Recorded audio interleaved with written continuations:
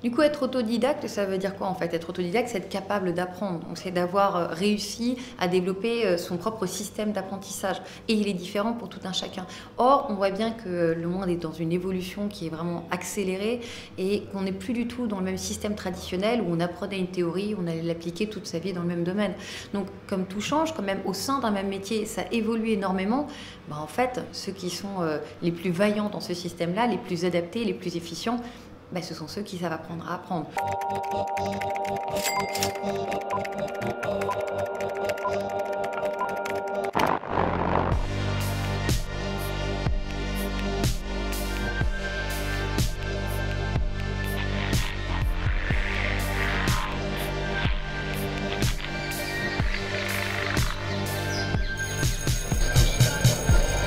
Je suis Sophie Vigée et je suis directrice générale de 42.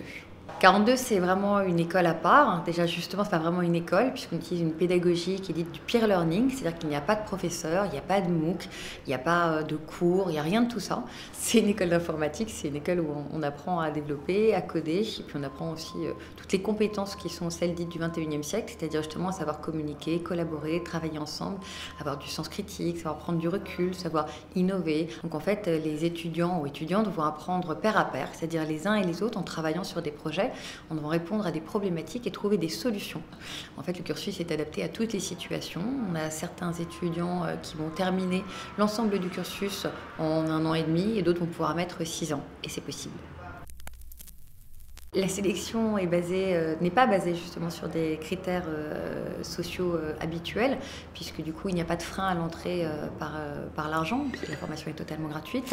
Il n'y a pas de frein non plus lié au diplôme, puisqu'il n'y a pas de condition de diplôme, et il n'y a même pas de frein lié à l'âge, puisque c'est vraiment ouvert à toutes et à tous. Donc, du coup, on a un système de sélection qui est assez fort, intense, puisqu'on est une des meilleures écoles au monde d'IT. Donc le process est le suivant, vous avez des tests en ligne, qui sont des tests de mémoire et des tests de logique. Puis lorsque vous réussissez ces tests, vous pouvez participer ensuite aux piscines. C'est là vraiment le cœur de la sélection. La piscine, ce sont 4 semaines où vous allez pouvoir tester la pédagogie, vérifier aussi si ça vous convient. Et puis à la fin de ces 4 semaines où vous aurez appris à programmer en C, eh bien, nous allons conserver un tiers des candidats, ce qu'on estime être le meilleur tiers, non pas que sur des questions techniques, mais surtout sur des questions de motivation et de potentiel. On a 12% de nos étudiantes et nos étudiants qui créent des startups. Donc on en a beaucoup en fait, finalement, parce qu'on est sur une masse assez importante. Donc on a plus de 400 entreprises qui ont été créées. On n'a pas encore le nouveau Steve Jobs, mais il y a quelques belles réussites. Il y a Recast qui a été racheté par SAP. Là, je crois que vous allez interroger Clivy. Donc il y a des belles réussites. Je m'appelle Bastien. Je suis aujourd'hui cofondateur et directeur des opérations dans la société Clivy. Et je suis un ancien de l'école 42. Je suis un de ces bêtes rares qui n'ont pas le bac et qui sont tombés à 42 parce que l'école voulait bien de nous. On attire absolument tout le monde. C'est-à-dire qu'on a à la fois chez des étudiantes et des étudiants qui sont sortis du système scolaire quand ils étaient en 4e, et on a des centraliens. Je m'appelle Charlotte, je viens de Bruxelles. Je suis développeuse. Quand je suis arrivée à l'école 42, j'avais 26 ans. Et je m'étais arrêtée au brevet. Quand je dis brevet, je le dis parce que je sais qu'en France, vous avez le brevet, mais en Belgique, ça n'existe pas. Donc, officiellement, selon le système belge, je me suis arrêtée au primaire, quoi. Donc, c'est très, très, très, très, très mélangé. On a 69 nationalités différentes. C'est-à-dire que c'est là qu'on comprend que l'intelligence collective, elle est vraiment déployée parce qu'on a une diversité, une pluralité de cultures, d'horizons, de systèmes qui se rencontrent ensemble et qui vont travailler ensemble dans un même objectif et dans une même direction. Pendant plusieurs années, j'ai travaillé dans une boîte en tant qu'un genre d'agent de sécurité et je passais beaucoup de temps derrière l'ordinateur parce que j'avais du temps libre vu que c'était un travail préventif. Et j'ai eu des gens qui ont commencé à me parler de 42. Donc moi, de base, je n'étais pas vraiment à l'écoute de toute proposition académique. Avant 42, en fait, j'ai commencé à travailler dans l'hôtellerie et la restauration. J'ai été barman, j'ai été manager de bar, de restaurant, j'ai été directeur d'hôtel. Et j'ai notamment cofondé une boîte d'intérim. Et un jour, en fait, j'en avais un petit peu marre de l'intérim, j'en avais marre de l'hôtellerie. J'ai cherché, en fait, une formation et que des écoles d'ingénieurs, en fait. Et personne ne voulait de moi parce que j'avais pas le bac. Parce que du coup, je codais aussi durant mon travail, pendant mes temps morts. à force qu'ils insistent en me disant, écoute Charlotte, ça c'est vraiment une école qui parle de ton profil, il faudrait que tu te renseignes.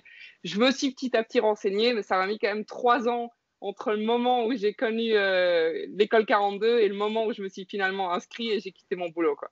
Je savais que j'étais un minimum compétent en fait en dev, parce que je faisais des petites missions par-ci par-là, j'avais mon petit réseau, je vendais des petits sites en freelance. Je savais que j'étais un minimum compétent. C'était très frustrant que je puisse pas avoir ma chance, quoi. Tout le monde est autodidacte au sein de l'école 42.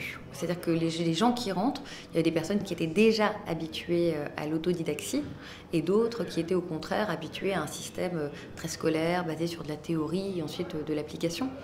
Mais quand vous êtes à 42, en fait, vous allez devoir créer votre propre cadre d'apprentissage. Et il va être différent pour tout un chacun. Le fait qu'il y ait un système qui permette à certains profils autodidactes de vraiment s'épanouir, c'est trop chouette.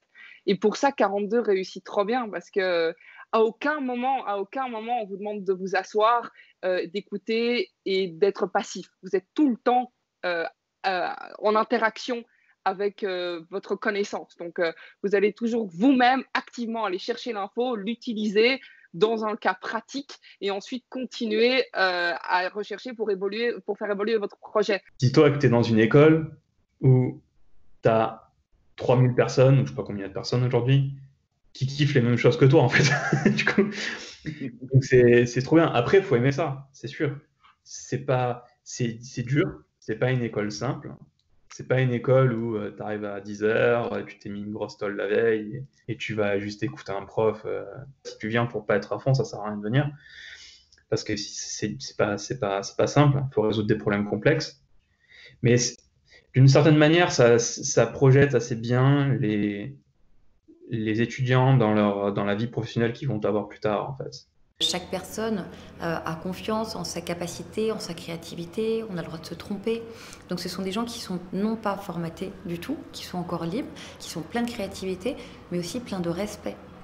Parce que justement, le non-formatage vous amène à comprendre la diversité, à la respecter et à l'embrasser dans tout ce qu'elle peut vous offrir d'agrandissement de votre vision. Alors aujourd'hui, je travaille, effectivement, je travaille plus en freelance. Je travaille dans une start-up qui a été fondée par des élèves de 42. Qui s'appelle Melisearch. C'est un moteur de recherche open source, mais c'est pas un moteur de recherche comme Google.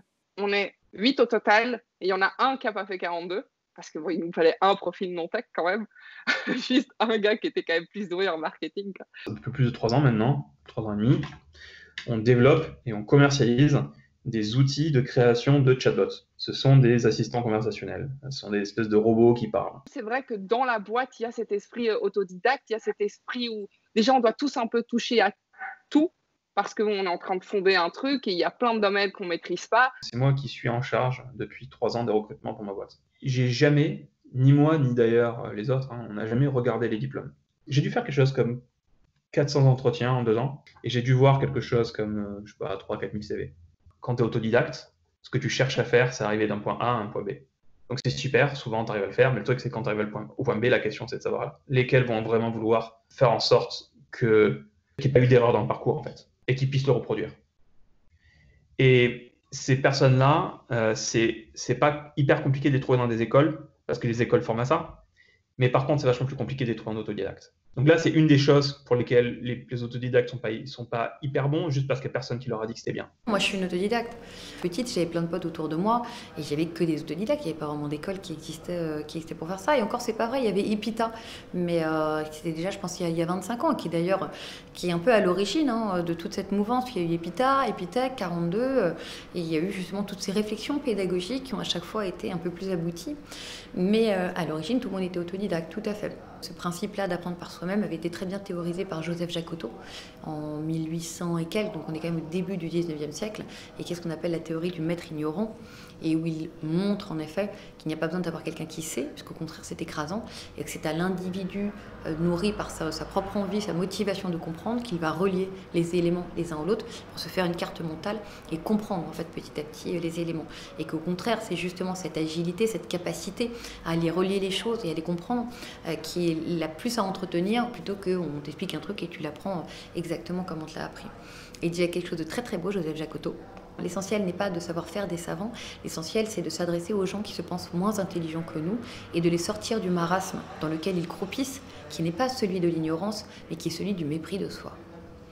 Et je trouve ça très émouvant, je trouve ça super beau, parce qu'en fait c'est de ça dont il s'agit, et que souvent justement, quand vous pouvez relier très vite le problème d'estime de soi et de sa confiance et de sa capacité à pouvoir apprendre. Dans la jungle avec un petit couteau à beurre, oui, ça m'évoque évidemment toute mon évolution, ça m'évoque le côté un peu MacGyver de bon, ben, j'ai un couteau, je vais essayer de tartiner un truc immense avec, on verra bien ce que ça donne. Dans la jungle avec un petit couteau à beurre, moi, je casse de l'arbre, j'avance, je défriche devant, je